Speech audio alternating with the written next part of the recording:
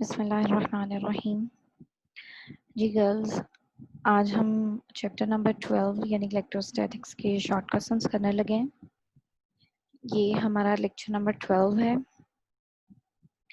तो हम short question start करते हैं। क्वेश्चन 12.1 है।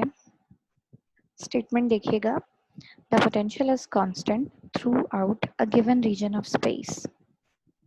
Is the electric field zero और non zero in this region? Explain. सबसे पहले आपने इस क्वेश्चन को समझना है, फिर हम इसके आंसर की तरफ बढ़ेंगे। पहली जो इंफॉर्मेशन आपको गिवन है, that is potential is constant throughout a given region of space. Suppose आपके पास कोई भी एक रीजन है, ठीक है, कोई भी एक रीजन ले लेते हैं हम, किसी भी शेप का, कोई भी रैंडम शेप हो सकती है, किसी तरह का भी रीजन हो सकता है। उसमें जो पोटेंशियल है वो कांस्टेंट है। अब कांस्टेंट का क्या मतलब है? आपको याद होगा जब हमने पोटेंशियल डिफरेंस डिफाइन किया था, तो वो एक्चुअली डिफरेंस था पोटेंशियल एनर्जीज का दो पॉइंट पर। फॉर एग्जांपल एक पॉइंट ए था, एक पॉइंट बी था। इन दोनों पॉइंट्स में पोटेंशियल का जो डिफरेंस आता था, पोटेंशियल एनर्जीज का जो डिफरेंस आता था, वहां से हमने पोटेंशियल डिफरेंस डिफाइन किया था। तो आपको कहा गया है पोटेंशियल इज कांस्टेंट, यानी कि ये जो पॉइंट्स हैं ए और बी, उन दोनों पॉइंट्स पर पोटेंशियल एक जैसा है, कोई डिफरेंस नहीं होगा उनका। तो यहाँ से आपको एक पॉइंट क्लिक होता है कि जब ए पर भी पोटेंशियल की एक ही वैल्यू है, सपोज 5 वोल्ट है, पोटेंशियल बी पर भी पोटेंशियल डिफरेंस की वही वैल्यू है, सपोज 5 वोल्ट है, वो भी सेम है ना दोनों पॉइंट्स पर। तो जब दोनों पॉइंट्स पर पोटेंशियल की एक ही वैल्यू है, तो जब हम उसका डिफरेंस लेंगे V B minus V A, तो वो क्या आएगा? 5 माइनस 5 0। तो इसका मतलब हुआ कि जो रीजन हमारे पास है, जहाँ पोटेंशियल डिफरेंस कांस्टेंट है, पोटेंशियल कांस्टेंट है, वहाँ पर जो पोटेंशियल डिफरेंस आएगा वो क्या होगा? वो जीरो होगा। ठीक है, तो आगे बढ़ते हैं। अब हम is the electric field zero और नॉन जीरो, अब हमने इस पोटेंशियल वाले रीजन में जहाँ पोटेंशियल कांस्टेंट है, इलेक्ट्रिक फील्ड के बारे में बताना है।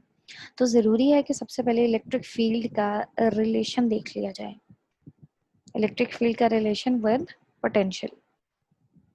तो अगर आपको याद हो तो इलेक्ट्रिक फील्ड और पोटेंशियल का जो हमारे पास रिलेशन था वो ये आया था, delta V equals to minus E into D, या डेल्टा डी था या डेल्टा आर था, जो भी आप ले लें। तो यहाँ से जब हम फील्ड का रिलेशन निकालेंगे तो वो क्या आएगा? E equals to minus delta V over D या डेल्टा वी ओवर आर। ठीक है, तो ये हमारे पास रिलेशन बनता है इलेक्ट्रिक फील्ड का पोटेंशियल डिफरेंस के साथ। अब अभी अभी जो गिवन इंफॉर्मेशन थी उससे हमने क्या पॉइंट्स एक्सट्रैक्ट किया है? उससे हमने देखा कि पोटेंशियल डिफरेंस उस रीजन में जीरो है। तो अगर हम इस फॉर्मूला में जीरो पुट कर दें तो माइनस जीरो ओवर डी, ठीक है, और आंसर हमारे पास क्या आ जाएगा? जीरो। तो यहाँ से हमने क्या देखा कि इलेक्ट्रिक फील्ड जीरो आ रही है। ठीक है, तो यहाँ से हमें अपने क्वेश्चन का आंसर मिलता है। आपसे क्या पूछा गया है? आपसे पूछा गया है कि इज इलेक्ट्रिक फील्ड जीरो और non zero in this region? तो इसका क्या आंसर होगा कि electric field will be zero in this region because the potential is constant. तो अब हम पूरा आंसर इसका किस फॉर्म में लिखना है वो देखते हैं हम। ये देखें, if in a given region of space the potential is same, that is v1 equals to v2। हमने a b कहा था, इन्होंने 1 2 कह दिया है, equals to v। अब जैसे मैंने 5 वोल्ट वैल्यू ली थी, तो इन्होंने कोई न्यूमेरिक असाइन करने की बजाय सिंपली उसकी वैल्यू v ले ली है। ठीक है, आगे लिखा हुआ लेट, यानी कि हमने सपोज किया है, तो v है। तो इसका क्या मतलब है कि potential difference which is v2 minus v1 that will be equal to, इसकी वैल्यू भी v आएगी, इसकी भी v आएगी, तो v minus v equals to zero. According to the relation delta v equals to minus E D, क्या आ जाएगा? e equals to minus delta v over d, या आप डेल्टा r लिख लें, equals to minus delta V की जगह 0 divided by D. इसका आंसर क्या आ जाएगा 0। So in this region electric field will be 0। ठीक है, ये हमारा शॉर्ट क्वेश्चन 12.1 था। नेक्स्ट मूव करते हैं 12.2 की तरफ। 12.2 is suppose that you follow an electric field line। कोई भी इलेक्ट्रिक फील्ड लाइन है due to positive point charge. Positive point charge की कोई भी एक इलेक्ट्रिक फील्ड लाइन है, आप उसको फॉलो कर रहे हैं, यानी कि उसके साथ साथ चल रहे हैं आप। Do electric field and potential increase और डिक्रीज। आपने ये बताना है कि उस लाइन के ऊपर जैसे जैसे आप आगे मूव कर रहे हैं, जैसे जैसे आप आगे बढ़ रहे हैं, इलेक्ट्रिक फील्ड और पोटेंशियल इंक्रीज करेगा या डिक्रीज करेगा। ठीक है, तो सबसे पहले तो आप कोई एक फील्ड लाइन ले लें, जैसे कि यहाँ पे बनी हुई है। ये जो शॉर्ट क्वेश्चन के नोट्स हैं ये मैंने नेट से ही लिए हैं। मैं आपको बता दूंगी कौन सी वेबसाइट से हैं, तो आप भी वहाँ से जाकर सर्च कर सकते हैं। ये जी एक पॉजिटिव पॉइंट चार्ज है हमारे पास, इसकी एक फील्ड लाइन मैंने ले ली है। ठीक है, अब मैं क्या कर रही हूँ, इस फील्ड लाइन के साथ साथ चल रही हूँ। ठीक है, पहले मैं इस पॉइंट तक पहुंची, फिर इस पॉइंट तक पहुंची, फिर इस पॉइंट तक पहुंची एंड सो ऑन। ठीक है, यानी कि मैं इसके साथ साथ मूव कर रही हूँ। ये जो एरो है ना, ये आपको मोशन, आपकी मोशन दिखा रहा है कि आप इस लाइन को फॉलो कर रहे हैं। राइट, अब आपने ये बताना है इलेक्ट्रिक फील्ड और पोटेंशियल इंक्रीज करेगा या डिक्रीज करेगा। इसके एक्सप्लेनेशन से पहले मैं आपको यहाँ इस पिक्चर से एक चीज़ बता दूँ कि सपोज मैंने यहाँ बिल्कुल एंड से स्टार्ट किया, इसके मूव करती करती करती करती मैं फर्स्ट पॉइंट पर चली गई। ठीक है, यहाँ पे मैंने कोई डिस्टेंस कवर किया, फिर मैं मज़ीद मूव किया और इस पॉइंट तक आ गई। तो अगर आप नोट करें इस पॉइंट का यहाँ से डिस्टेंस, ये जो इसका बिल्कुल एंड है, और इस पॉइंट का यहाँ से डिस्टेंस, दोनों में डिफरेंस है। पहले पॉइंट का डिस्टेंस कम होगा, जैसे जैसे हम आगे मूव करेंगे इस पॉइंट की तरफ, यहाँ पर क्या होता जाएगा, यहाँ पर आपका डिस्टेंस बढ़ता जाएगा। फिर जैसे ही आप एक और मज़ीद थोड़ा सा मूव करके इस नेक्स्ट पॉइंट की तरफ आएंगे तो डिस्टेंस और ज़्यादा बढ़ जाएगा। तो जैसे ही हम इलेक्ट्रिक फील्ड लाइन के साथ साथ मूव कर रहे हैं, क्या हो रहा है, डिस्टेंस बढ़ रहा है। अब हम रिलेशन देखते हैं उन दो क्वांटिटी का जिसके बारे में हमने बताना है कि इंक्रीज हो रही हैं या डिक्रीज हो रही हैं। पहली क्वांटिटी क्या थी, इलेक्ट्रिक फील्ड। तो इलेक्ट्रिक फील्ड का एक्सप्रेशन आप देखें, ये है 1/4πε0 into q over r square. तो अगर आप नोट करें, इलेक्ट्रिक फील्ड जो है वो डिस्टेंस के इनवर्सली प्रोपोर्शनल है, डिस्टेंस के स्क्वायर के इनवर्सली प्रोपोर्शनल है। ठीक है, सिमिलरली पोटेंशियल, दूसरी क्वांटिटी पोटेंशियल थी, पोटेंशियल का ये वाला रिलेशन है 1/4πε0 इंटू क्यू ओवर आर। अब अगर आप यहाँ नोट करें तो ये R आपको नजर आ रहा है, तो V is inversely proportional to R। तो अगर आप नोट करें तो E is inversely proportional to R square and V is inversely proportional to R। तो इसका क्या मतलब हुआ कि ये दोनों क्वांटिटीज डिस्टेंस के इंक्रीज होने से डिक्रीज होंगी। ये स्क्वायर टाइम डिक्रीज होगी और ये लीनियर पावर से डिक्रीज होगी। ठीक है, तो इसका क्या मतलब हुआ, अभी हमने देख लिया कि जैसे जैसे हम मूव कर रहे हैं इलेक्ट्रिक फील्ड लाइन के साथ, वैसे वैसे हमारा डिस्टेंस बढ़ रहा है। तो जब डिस्टेंस बढ़ रहा है तो इसका मतलब है इलेक्ट्रिक फील्ड भी कम होगी। ठीक है, और पोटेंशियल डिफरेंस भी कम होगा। तो यही हमारा आंसर है कि जैसे ही हम इलेक्ट्रिक फील्ड लाइन में मूव करते हैं, उसको फॉलो करते हैं, डिस्टेंस बढ़ने की वजह से इलेक्ट्रिक फील्ड भी डिक्रीज होती है और पोटेंशियल भी डिक्रीज होता है। तो आप इसका आंसर यहाँ रिटन फॉर्म में देख रहे हैं। As we know that electric field intensity and electric potential at a point due to a positive point charge is given as, ये फॉर्मूलाज आ गए। फिर यहाँ से इन्होंने ये इनवर्स रिलेशन निकाला। This shows that when we follow an electric field line then R increases, due to which electric field intensity and electric potential will decrease। तो यह हमारा आंसर है।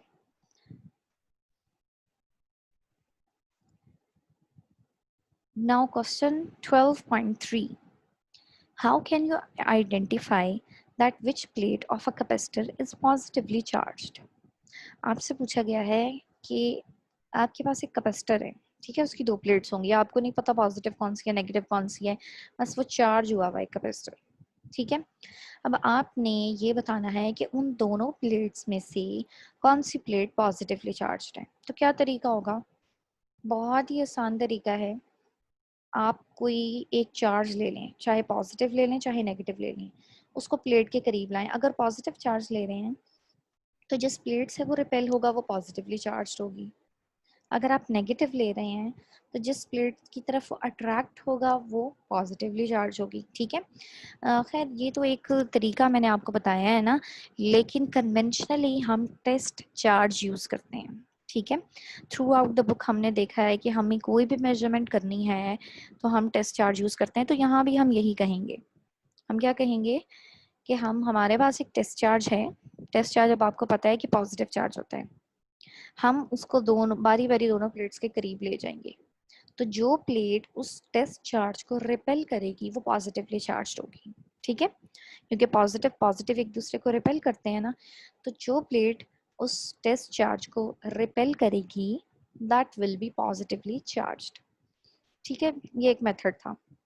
दूसरा तरीका तो बहुत ही आसान है कि अगर आपका कैपेसिटर चार्ज पर लगा हुआ है, बैटरी उसके साथ अटैच है, तो आप बहुत आराम से बता सकते हैं कि जो साइड पॉजिटिव टर्मिनल के साथ अटैच है वो पॉजिटिवली चार्ज्ड है, जो नेगेटिव टर्मिनल के साथ अटैच है वो नेगेटिवली चार्ज्ड है, ठीक है। तो ये दो छोटे छोटे तरीके हैं। इसके अलावा हमारे पास एक डिवाइस होती है, अगर आपको आपने पिछली किताबों में पढ़ा हो, गोल्ड लीफ होते हैं और उसकी उसके खुलने से या बंद होने से आपको चार्ज का पता लगता है। तो खैर वो तो डिवाइसेस हैं, हमने यहाँ मेथड डिस्कस करने हैं एक्चुअली। तो अब हम उस डिवाइस को डिस्कस नहीं करेंगे। तो ये दो मेथड मैंने आपको बताए हैं। अब हम देखते हैं कि इसका आंसर क्या है। जी ये है 12.3 का answer. In order to check the electric field due to any type of charge we use a unit positive charge, वही टेस्ट चार्ज, ठीक है ना, जो मैंने भी आपको बताया है, as a test charge. If this test charge will move away from the plate, away कब move करता है, जब repulsion होती है, ठीक है, will move away from the plate, it shows that plate is positively charged, ठीक है। दूसरा जो मेथड मैंने आपको बताया वो आप ऐड कर सकते हैं कि जो प्लेट बैटरी के पॉजिटिव टर्मिनल के साथ अटैच है वो पॉजिटिवली चार्ज्ड है, जो नेगेटिव टर्मिनल के साथ अटैच है वो नेगेटिवली चार्ज्ड है, ठीक है। आप ये पॉइंट इसमें ऐड कर सकते हैं, आपकी मर्जी है। Okay, let's move to 12.4. Describe the force or forces on a positive point charge. ये फिर वही टेस्ट चार्ज की बात आ गई ना यहाँ पे। Positive point charge when placed between parallel plates A with similar and equal charges. इसका मतलब है कि A पार्ट में हमें कौन सी प्लेट्स बताई गई हैं जिस पर सिमिलर और इक्वल चार्ज है, यानी कि या तो वो दोनों पॉजिटिवली चार्ज्ड प्लेट्स हैं या वो दोनों नेगेटिवली चार्ज्ड प्लेट्स हैं, ठीक है। Be with opposite and equal charges. तो बी पार्ट में कौन सी प्लेट्स बताई गई हैं जिन पर ऑपोजिट और इक्वल चार्जेस हैं, यानी एक प्लेट पॉजिटिव चार्ज्ड होगी और एक नेगेटिवली चार्ज्ड होगी। अच्छा, तो पहले हम थोड़ा सा डिस्कस कर लेते हैं फिर इसका आंसर देखेंगे। सिमिलर एंड इक्वल चार्जेस, अब सपोज हमारे पास दोनों पॉजिटिव चार्जेस हैं, ठीक है। आपने प्लेट्स के सपोज सेंटर में अपना चार्ज रख दिया, ठीक है, जो पॉजिटिव पॉइंट चार्ज है वो आपने सेंटर में रख दिया है। अच्छा, अब क्या होगा कि चूंकि पॉजिटिव पॉइंट चार्ज है तो उसको राइट वाली प्लेट भी रिपेल करेगी और लेफ्ट वाली प्लेट भी रिपेल करेगी, दोनों तरफ से उसकी रिपल्शन होगी। जब दोनों तरफ से उसकी रिपल्शन होगी तो वो ना राइट पे मूव करेगा ना लेफ्ट पर मूव करेगा, ठीक है। तो होगा क्या, दोनों तरफ से रिपल्शन है, ना वो राइट मूव कर सकता है ना लेफ्ट मूव कर सकता है, तो वो सस्पेंड हो जाएगा। ये जो प्लेट्स की मैं बात कर रही हूँ राइट लेफ्ट, ये एक्चुअली मैंने वर्टिकल पोजीशन में रखी है। अगर यही आप हॉरिजॉन्टल पोजीशन में रख लें तो ना वो अप मूव होगा ना डाउन मूव होगा, दोनों प्लेट से उसकी रिपल्शन होगी, तो वो सस्पेंड हो जाएगा, बीच में ही रहेगा, ठीक है। तो इस केस में when we have similar and equal charges on plates, charge will not move, बल्कि वो सस्पेंड रहेगा, किसी साइड पर भी मूव नहीं करेगा। ठीक है। फिर बी पार्ट में with opposite and equal charges, एक प्लेट पॉजिटिवली चार्ज है, दूसरी नेगेटिवली चार्ज है, तो क्या होगा, पॉजिटिव तो उसको रिपेल करेगा, लेकिन नेगेटिव पॉजिटिव चार्ज होने की वजह से उसको अट्रैक्ट करेगा, और उस अट्रैक्शन की वजह से हमारे पॉजिटिव पॉइंट चार्ज की मूवमेंट किस तरफ होगी, नेगेटिव प्लेट की तरफ होगी। तो इस बी पार्ट में हमारा पॉजिटिव पॉइंट चार्ज किस तरफ मूव करेगा, नेगेटिव प्लेट की तरफ मूव करेगा। चलें जी, अब हम इसका आंसर देखते हैं जी। If the plates were electrically charged then the planet, sorry ये क्वेश्चन इसमें चेंज है, ये वो क्वेश्चन नहीं है जो हम कर रहे हैं, ये है 12। नंबरिंग थोड़ी सी चेंज है गर्ल्स, आप जब ये नोट्स निकालें तो इसमें ये देख लें 12.4 जो है ये कोई और क्वेश्चन है, या आपने नहीं करना। ठीक है, इसका जो 12.5 क्वेश्चन है ना, वो हमारी बुक का 12.4 है। ठीक है, तो चलें इसका आंसर देखते हैं। When a positive point charge is placed between similar and equal charged plates, then this charge will influence two forces of repulsion from each plate. These two forces will be same in magnitude. वही repulsion की force होगी ना, ठीक है। ये जब दोनों positively charge होंगी, अगर दोनों नेगेटिवली चार्ज होंगी तो दोनों अट्रैक्ट कर रही होंगी, बैलेंस हो जाएंगे फोर्सेस, तब भी चार्ज जो है वो स्टिल रहेगा, सस्पेंड रहेगा। Okay, these two forces will be same in magnitude but in opposite direction, so the resultant force on the charge will be 0 जी। तो ये देख ले पॉजिटिव चार्जेस की, पॉजिटिवली चार्ज प्लेट्स की एग्जांपल ली हुई है। ये एक पॉइंट चार्ज है जो यहाँ पे सस्पेंड हुआ है। तो अच्छा, ये जो एरोज लगाए हुए हैं ये जरा गलत हैं। गलत इस सेंस में है कि ये जो डायरेक्शन दिखाई गई है फोर्स की, इसको अट्रैक्शन दिखा रही है कि ये इसकी तरफ मूव करेगा, लेकिन ऐसा नहीं है, ये इसको रिपेल करेगा। एरोज जो है वो इस तरफ होंगे, इसका इस तरफ होगा और इस प्लेट का इस तरफ होगा। ठीक है, कि साइन थोड़े से सॉरी एरोज थोड़े से गलत हैं, यहाँ आपने सही कर लेने हैं। तो ये वाली प्लेट भी इसको रिपेल करेगी और ये वाली प्लेट भी इसको रिपेल करेगी, तो दोनों फोर्सेस बराबर होंगी रिपल्शन की। ठीक है, दोनों एक दूसरे को कैंसिल आउट करेंगी, तो हमारे पास नेट फोर्स जो है दैट विल बी 0। तो चार्ज के ऊपर कोई नेट फोर्स नहीं लगेगी, वो किसी भी प्लेट की तरफ मूव नहीं करेगा बल्कि सस्पेंड रहेगा। Okay, now case B, when a positive point charge is placed between two oppositely and equally charged plates, then this charge will be under the influence of two forces, in which repulsive force by positively charged plate and attractive force by negatively charged plate। जी, तो वही बात की गई है, एक positively charge plate है, एक negatively charge plate है, और इस चार्ज के ऊपर इस पॉजिटिव प्लेट की वजह से रिपल्शन की फोर्स लगेगी जो कि इस डायरेक्शन में होगी। ठीक है, राइट साइड पर होगी। ठीक है, और नेगेटिव जो है उसको अट्रैक्ट कर रहा है, तो वो फोर्स भी राइट साइड पर होगी। तो दोनों प्लेट्स की वजह से फोर्स जो है वो राइट साइड पर है, और दोनों एक दूसरे के इफेक्ट को एनहांस करके चार्ज को मजबूर करेंगे कि वो राइट साइड पर मूव करें, यानी कि नेगेटिव प्लेट की तरफ मूव करें। Both forces will have same magnitude and direction, hence the resultant force will be the sum of these forces। ठीक है, एक दूसरे के इफेक्ट को enhance कर देंगी। तो एक्चुअली आपके पास जो चार्ज है उसके ऊपर डबल फोर्स लगेगी। ठीक है, तो ये हमारा क्वेश्चन 12.4 का आंसर है। Now 12.6 sorry 12.5, electric lines of force never cross, why. जी, तो ये हमने लेक्चर में बड़ी डिटेल में डिस्कस किया था कि क्यों इलेक्ट्रिक लाइंस ऑफ फोर्स एक दूसरे को क्रॉस नहीं कर सकती। सबसे पहले हम इलेक्ट्रिक लाइंस का थोड़ा सा कॉन्सेप्ट देखते हैं दोबारा से। हमने इलेक्ट्रिक फील्ड लाइंस ड्रॉ की थी डिफरेंट चार्जेस की। ठीक है, पहले सिंगल चार्ज की भी ड्रॉ की थी, और उसके बाद दो चार्जेस जब एक दूसरे के करीब आते हैं तो उसमें किस तरह से इंटरेक्शन होता है वो सारा हमने through lines of force observe किया था। ठीक है, तो वहां हमने ये देखा था कि अगर आपके पास दो चार्जेस एक दूसरे के करीब आ रहे हैं, उसमें जो इंटरएक्शन के बाद फील्ड लाइंस का स्ट्रक्चर बनता है उसके ऊपर किसी भी पॉइंट पर हम फोर्स की डायरेक्शन टेंजेंट के थ्रू निकालते, ठीक है। तो अगर किसी को ये पॉइंट नहीं याद आ रहा तो वो पिछले लेक्चर्स की वीडियो देख सकता है। तो किसी भी पॉइंट पर हमने फोर्स की डायरेक्शन निकालनी है वो थ्रू टेंजेंट आएगी। अब टेंजेंट एक ऐसी लाइन होती है जो किसी भी कर्व को सिर्फ एक पॉइंट पर टच करती है और उसके परपेंडिकुलर होती है, ठीक है। सिर्फ एक पॉइंट पर टच करती है और परपेंडिकुलर होती है। तो अगर तो हम कहते हैं कि इलेक्ट्रिक लाइंस ऑफ फोर्स एक दूसरे को क्रॉस कर रही हैं, तो वो क्रॉस करने के बाद अब आपके पास एक टेंजेंट नहीं रहेगा, आप डिफरेंट डायरेक्शन में टेंजेंट ड्रॉ कर सकते हैं, ठीक है।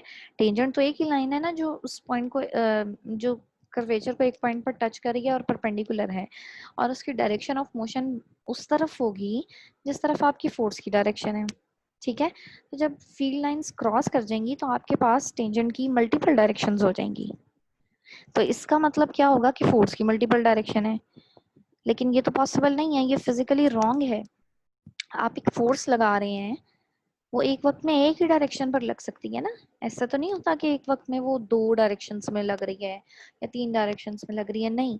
फोर्स वेक्टर क्वांटिटी है और वेक्टर की एक डायरेक्शन होती है, ठीक है। तो अगर मल्टीपल टेंजेंट्स आ रहे हैं इसका मतलब है फोर्स की मल्टीपल डायरेक्शंस होगी, which is physically incorrect. That's why electric field lines never cross each other. अब हम इसका आंसर देखते हैं। ये देखिए, ये आपको ना एक पिक्चर भी बनाकर दिखाई गई है। मैंने कहा था ना कि लाइंस क्रॉस करेंगे तो मल्टीपल टेंजेंट बन जाएंगे। तो ये देखें, ये दो लाइंस एक दूसरे को क्रॉस कर रही हैं। तो अब ये जो पॉइंट आया है, इनका इंटरसेक्शन पॉइंट आया है, इसके ऊपर आप मल्टीपल इस फील्ड लाइन के ऊपर भी आप ड्रॉ कर सकते हैं टेंजेंट, और इस फील्ड लाइन के ऊपर भी टेंजेंट ड्रॉ कर सकते हैं। इसका मतलब है कि एक सिंगल पॉइंट पर आपको फोर्स की दो डायरेक्शंस मिल रही हैं। तो ऐसा तो पॉसिबल नहीं है, वेक्टर की तो एक ही डायरेक्शन होती है, ठीक है।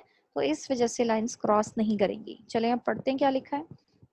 Electric lines of force can never intersect, वही क्रॉस, ठीक है, each other because electric intensity has only one value.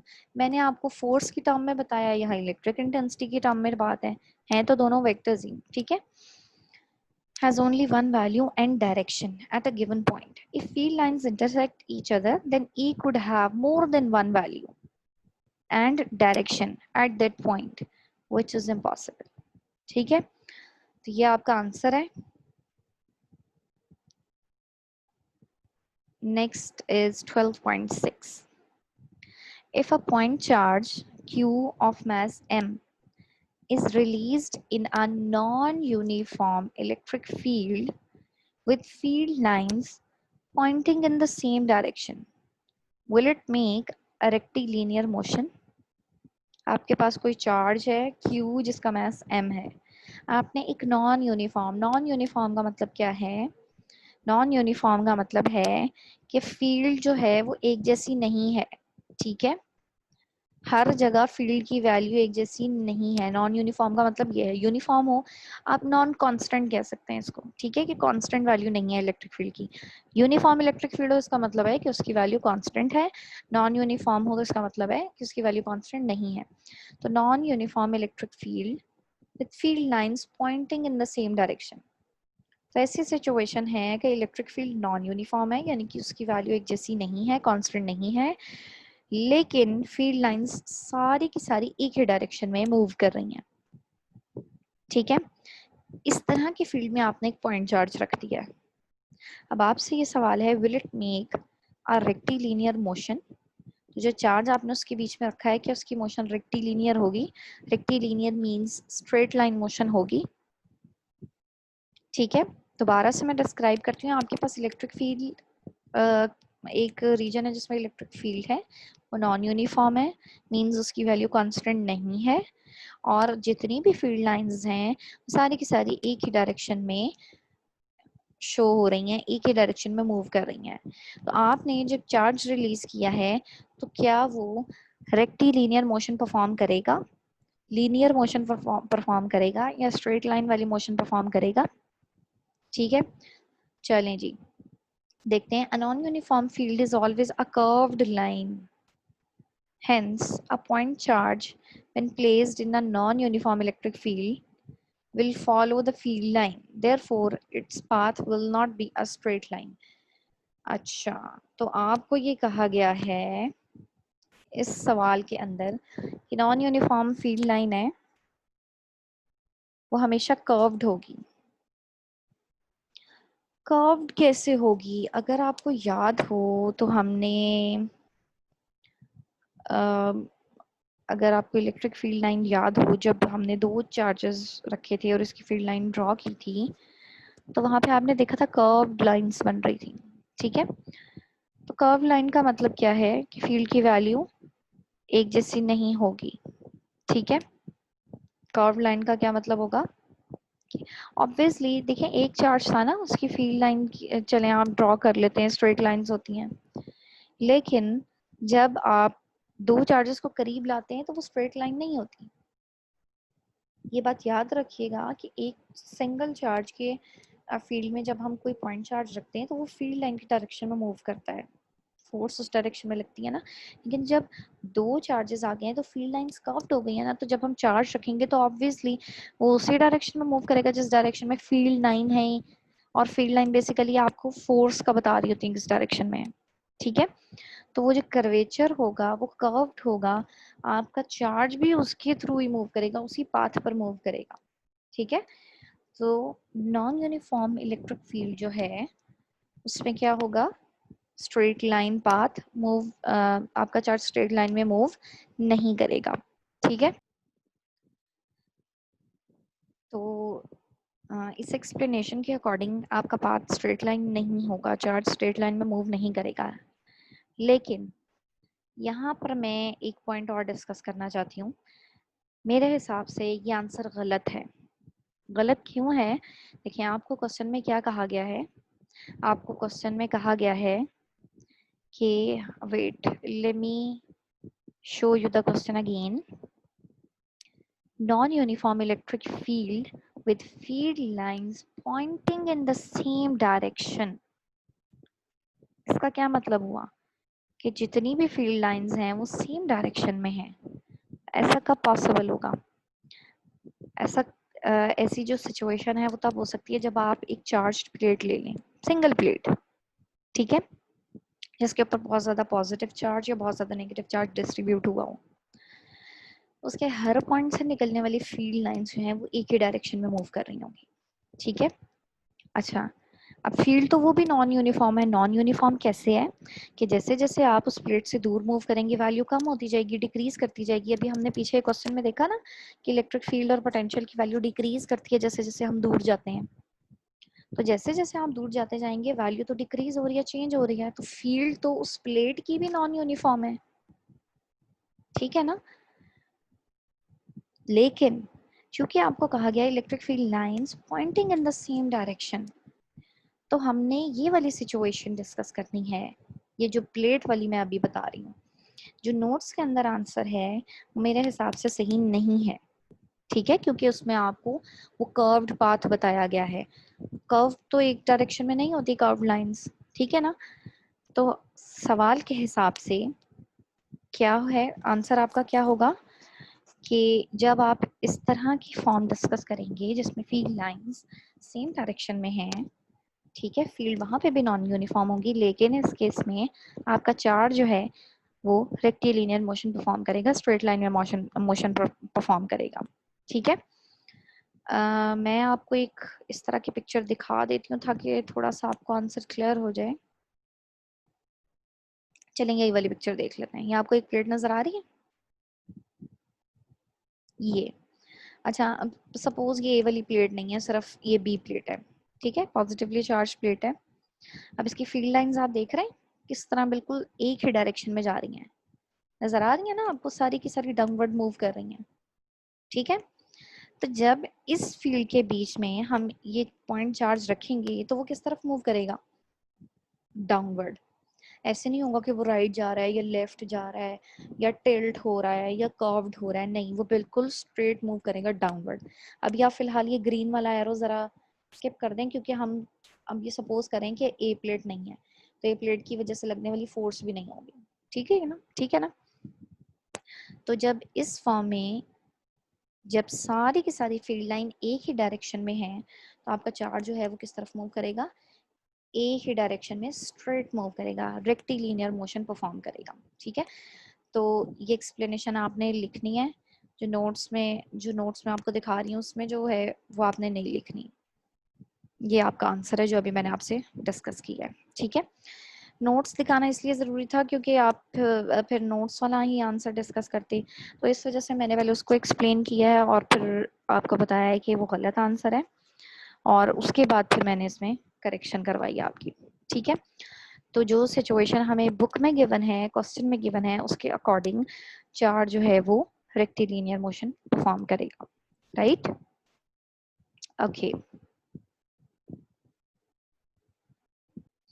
Question 12.7, is E necessarily zero inside a charged rubber balloon if balloon is spherical?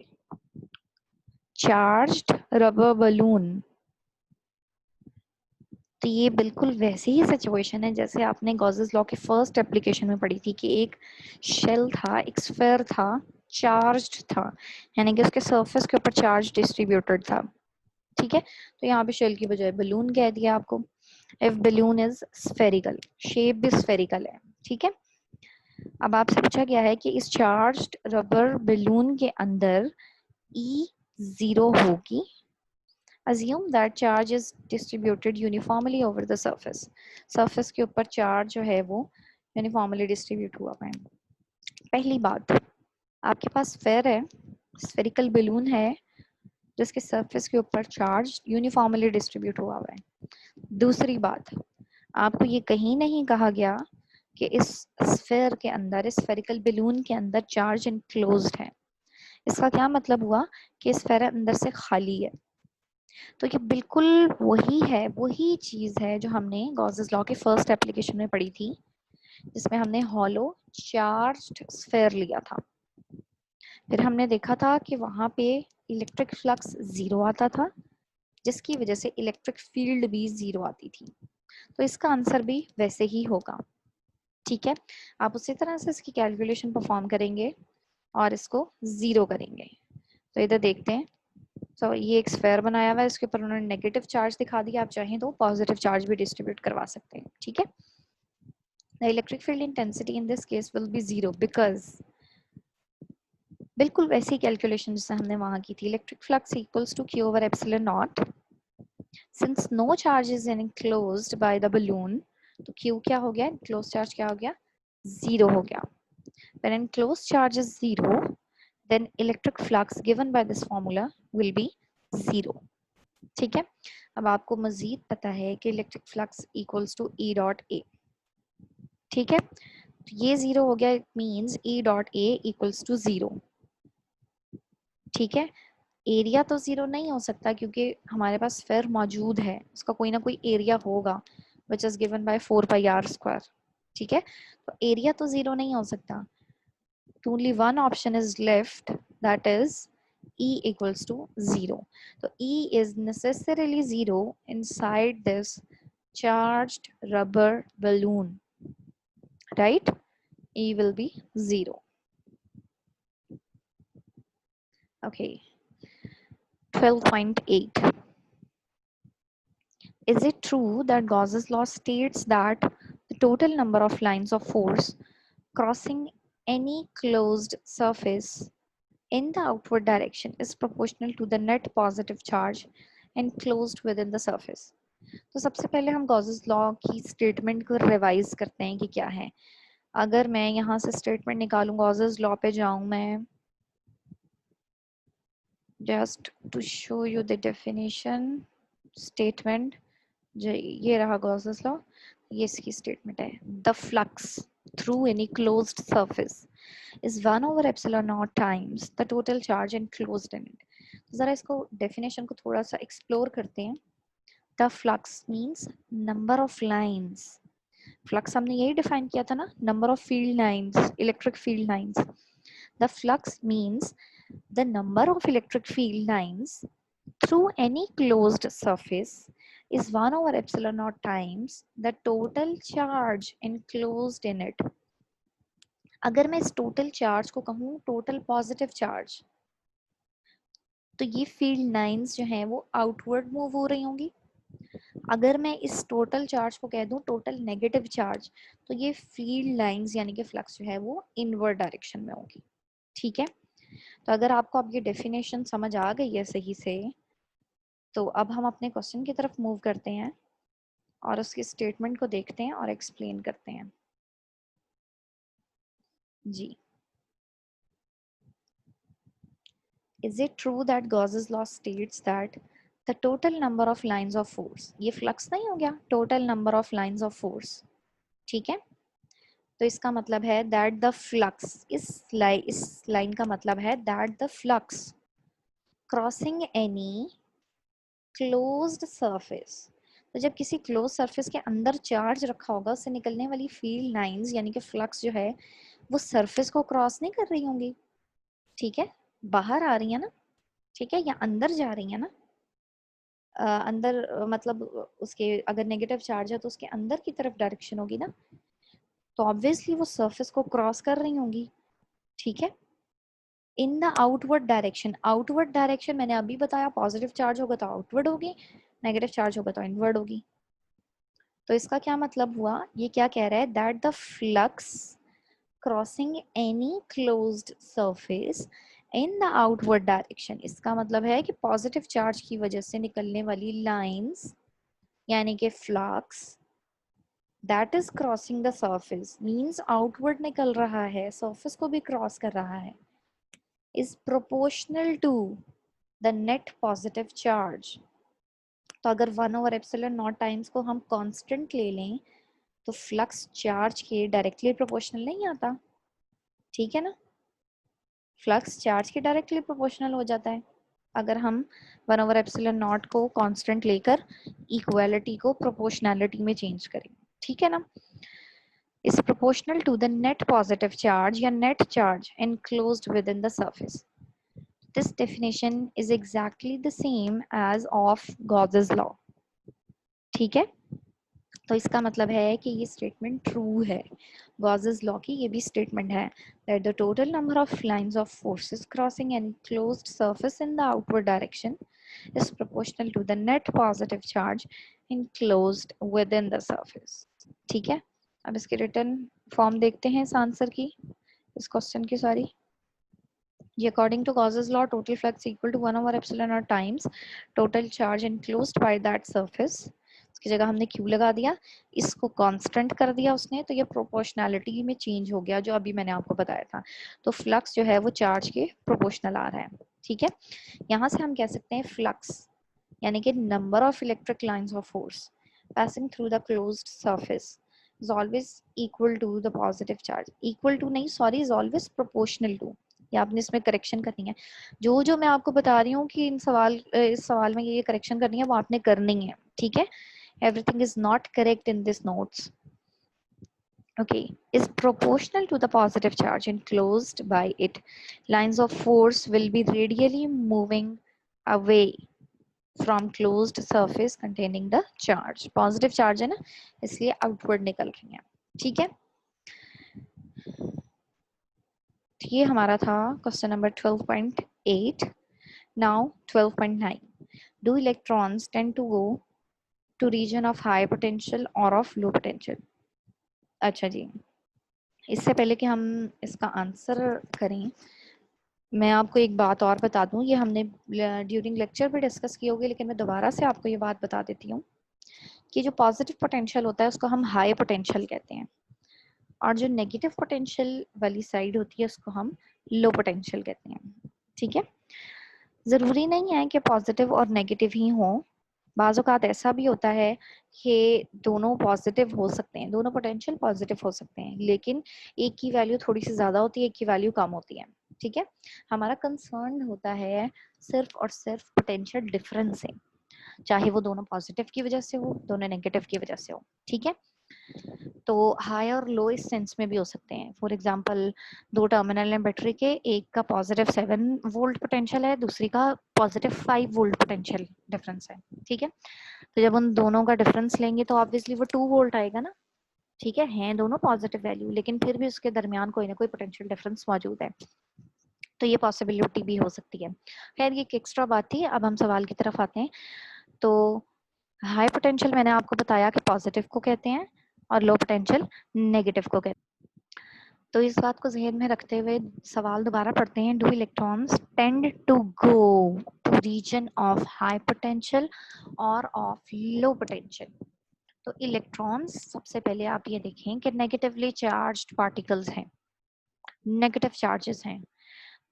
तो अगर आप एक positive plate ले लें, एक नेगेटिव प्लेट ले लें, तो इलेक्ट्रॉन्स किस तरफ मूव करेंगे?